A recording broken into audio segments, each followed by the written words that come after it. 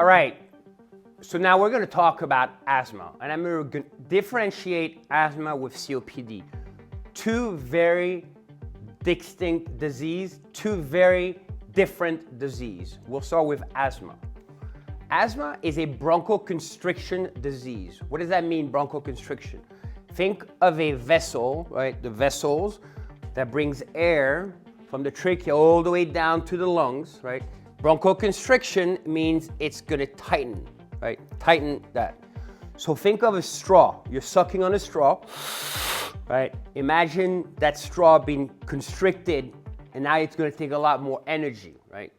So you're able to suck air in, right? But you can't get it out. That concept is very, very, very important. Breathing in, inspiration, right? That's a force, the diaphragm comes down, pulls the lung open, and the air comes out. Exhalation is a passive mechanism, right? Which we don't really force unless you're running, you're doing exercise. You don't go, right? It's passive. Gravity claps the chest and the air comes out. Well, in asthma, that is not happening. And that's why we must understand and differentiate it from COPD, because the medication that we use for asthma may not work in COPD. So understanding the concept of both disease and differentiating both disease is crucial. Asthma, a bronchoconstriction of the lungs. So what are the medications that we use for asthma? We use beta agonists. So beta agonists, beta 1, beta 2, like albuterol, because the lungs has two lungs, right? That's the way I remember. One heart, beta 1, beta 2, two lungs, right? So the beta 2 receptors are gonna cause bronchodilation. It's gonna allow the bronchus to dilate, and that's what we want to do, right? They bronchoconstricted, they can't get air out, so we're gonna give them the albuterol, and then to help the dilation of the bronchus, right?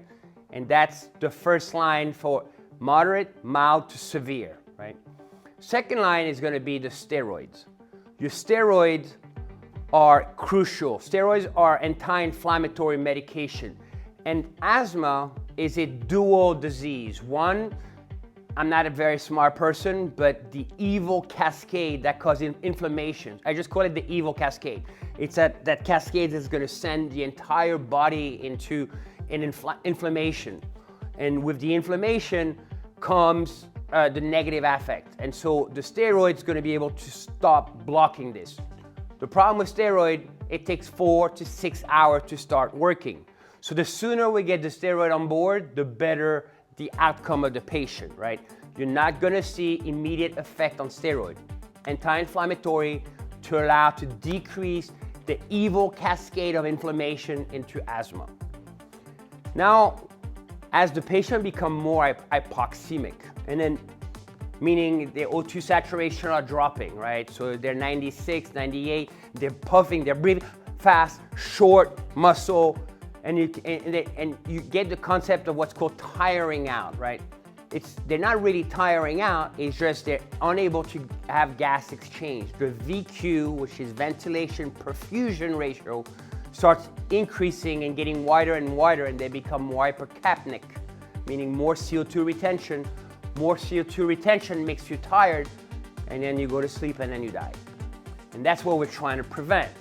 So in severe asthma, we're gonna use epinephrine.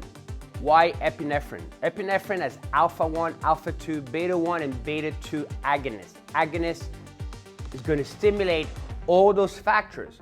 It's gonna stimulate your heart and your lung, bronchodilation, decrease the inflammatory cascade, increase the pumping of the heart to increase gas exchange. This is really crucial understanding. Now we've introduced a new medication, magnesium. Why magnesium?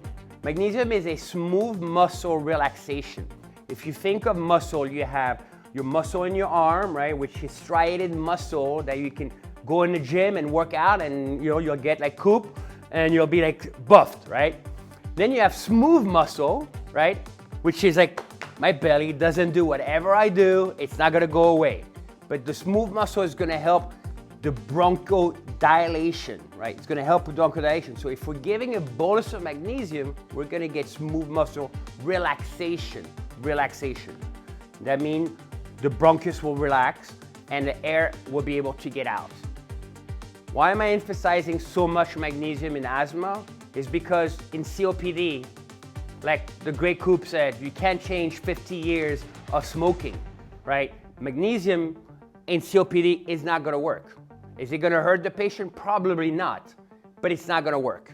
So understanding the mechanism, understanding why we use certain medication is crucial.